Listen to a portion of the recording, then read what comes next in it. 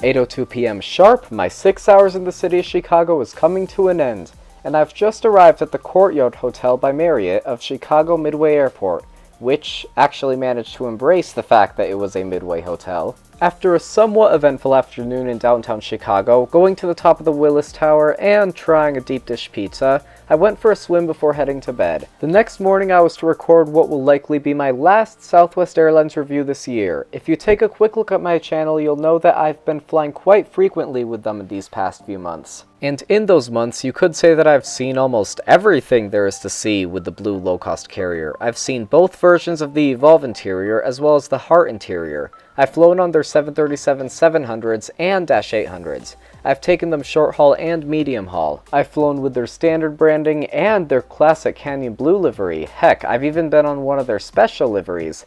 And all this gets me wondering, what have I not yet seen with Southwest Airlines? No. What? Fine, I'll do it. I'll fly the MAX. Let's go.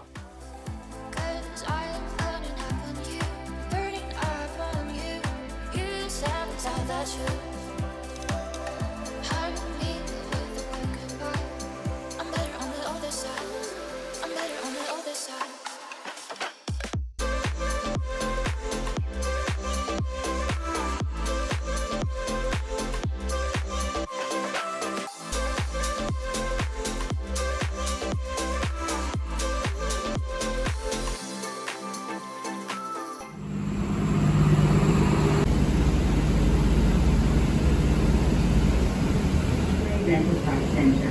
We will arrive at the Midway Airport departure terminal in approximately 5 minutes. Please be sure to check that you have all your personal belongings and have left the rental car keys behind.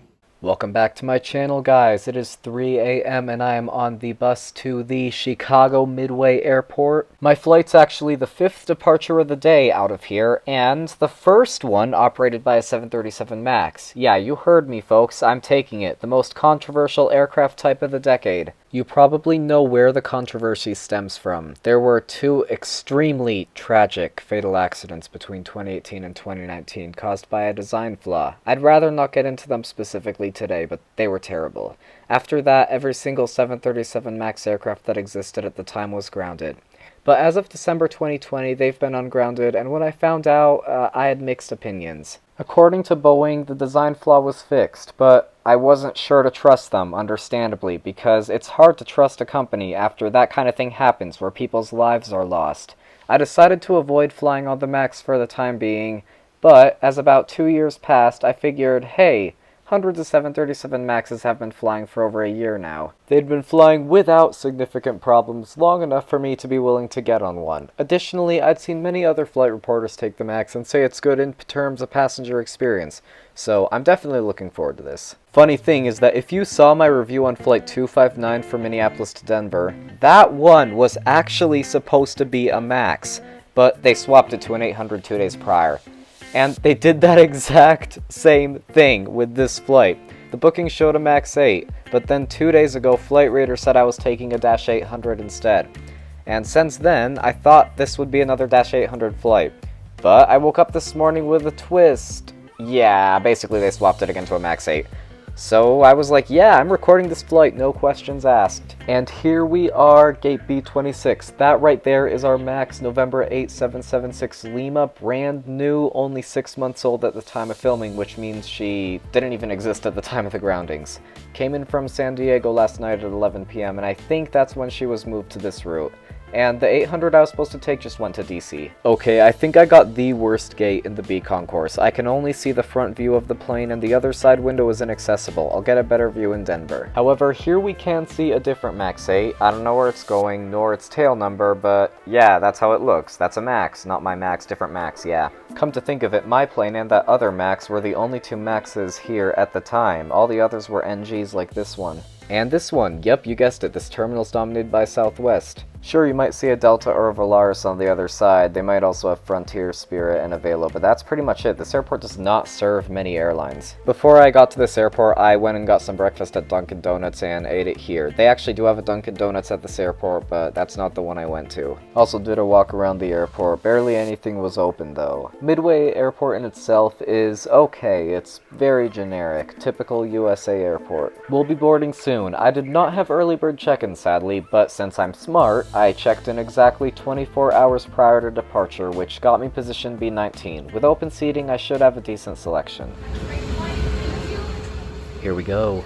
737 MAX 8.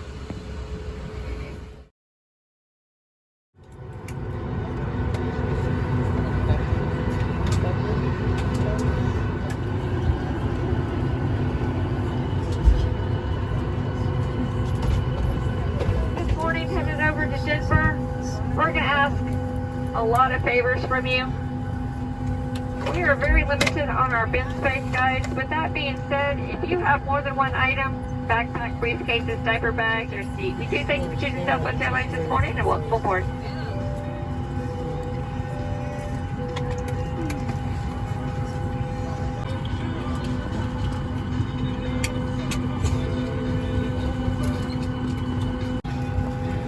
Thank you for coming through Midway today. We certainly did enjoy having you. Hope you have a great flight and your experience is great.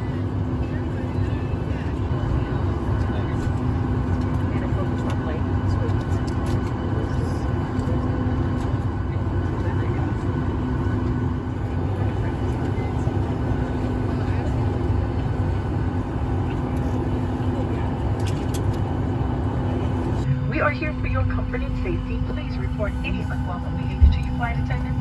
We do thank you for your attention. Sit back, relax, enjoy this 2-hour and 15-minute flight over to Denver.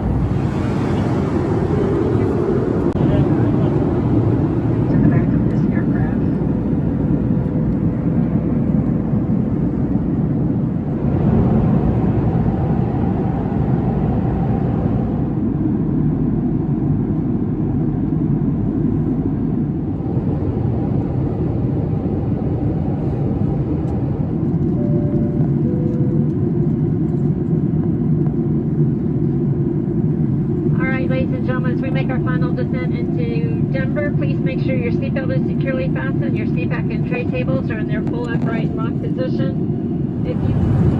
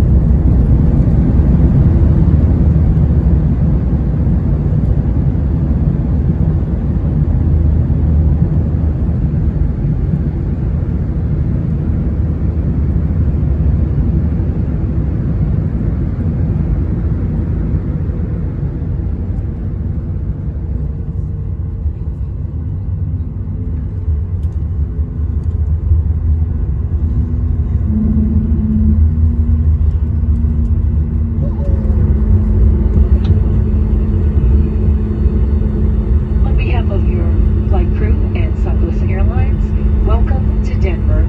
Please remain seated with your seatbelt securely fastened. Your items stowed exactly when... Denver again. Okay, yes, I'm kinda tired of it too. But tired of Southwest? Reviewing them? Yeah. But flying with them? No. That's because they continue to amaze me with their crew, service, and seat comfort, specifically with the Heart interior. We've seen the Heart interior before in a previous video on a Dash 800, and honestly, the only US carrier I've taken that could possibly compete with its legroom and general comfort is Delta. And I mean, that in itself is saying something, because Delta, they're widely considered to be the best carrier in the USA, but Southwest here, they're a low-cost carrier. And this brings me to my opinion on their Max 8. I've seen the Heart interior on the generic 800NG, but, as I learned on flight 2435, that it's a hit or miss, and you could easily end up with the outdated Evolve interior. But with the Max, it's all Heart interior. Every single one of them has that signature product I keep praising. You're flying their Max, you're getting that interior. Which is why this is no doubt my favorite aircraft type in Southwest fleet. Also, side note, I personally loved how the crew went all out with the mood lighting. I wish it was possible on their other planes. Given the choice between each type in the airline's fleet, I'd choose the Max, and I recommend the same for all of you. Well, that is if you're comfortable flying it. After what happened 4 years ago, I totally understand why some people are avoiding it. And that's fine. If you don't want to fly the Max, don't fly the Max. It's still easy to avoid them. I don't know how much longer that will be, but for now, yes. But if you are good with the Max, that's what I'd recommend if you're taking Southwest. And the final score for this flight is 9.3 out of 10, another big win for Southwest, and brings a satisfying closure to my Southwest Airlines series, which probably won't continue for a while. I think I've seen a lot of what there is to see with the airline, so unless I end up doing something even more interesting with them, like one of their no plane change routes, this will be my last review of them in 2023. But before this video ends, I must warn you all of one more thing. Southwest's crew, well, they're pretty savage. We know you have many choices when you fly, and we are happy you did not choose Delta. Yeah, about what I said with Delta competing with Southwest, I'm sorry Delta, you are not coming back from this. But anyways, welcome back to Denver. I really hope you enjoyed this video and all my other Southwest Airlines reviews. I've loved flying with this airline and I will continue to do so.